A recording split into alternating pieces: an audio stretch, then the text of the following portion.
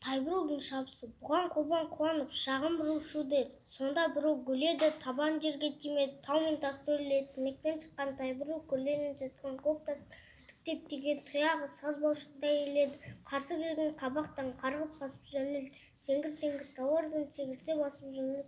Асқар-сықыр белдердің, айдын шалқыр көлдердің тобылғуы нұрады. Сексеуілді жырады, жауқыш шауып жүрушек. Сол астан келген бұру ат жауатын үніне күркіреп, жаңбырдай тері сіңкіріп, құбылып ойнап жер басты. Бұру көкке секірді, омырылды тері көпірді.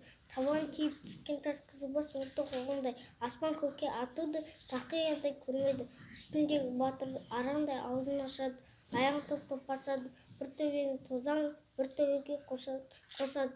Көйлек ұшпас көлістен, қуа мидай шөлдерден, адам жүні шелерден, батпақты ой көлдерден, жауқыш